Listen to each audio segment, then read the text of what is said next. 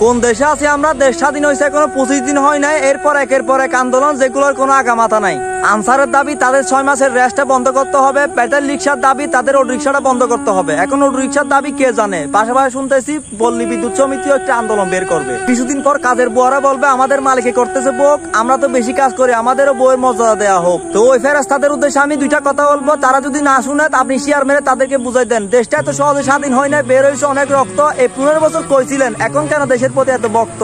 দেশটা স্বাধীন করেছে স্বাধীনভাবে চলার জন্য, চলবে যদি আপনারা একটু সাপোর্ট দেন। আপনাদের নিশ্চয়ই অনেক দাবি আছে, একটু ধৈর্য ধরেন। আমাদের উপদেষ্টা মহোদয় ধীরে ধীরে সবকিছু মেনে নিবেন, কারণ দেশে এখন প্রচুর পরিমাণ আবর্জনা রয়েছে। স্বৈরাচার সরকার গত 15 বছর এখানে অ্যালার্জিতে ভরিয়ে দিয়েছে। তো আপনারা যদি একটু ধৈর্য না ধরেন তাহলে কেমনে হবে? গত 20 দিন আগেও আশেপাশের দেশগুলো আমাদের সেলুট জানিয়েছে, আর এখন আপনাদের আন্দোলনগুলো দেখে তারা এখন হাসাহাসি করতেছে। দেশের বন্যাগ্রস্ত অবস্থায় ফেনী, নোয়াখালী, কুমিল্লা সহ আশেপাশে কয়েকটি জেলার মানুষ মরতেছে পানিতে।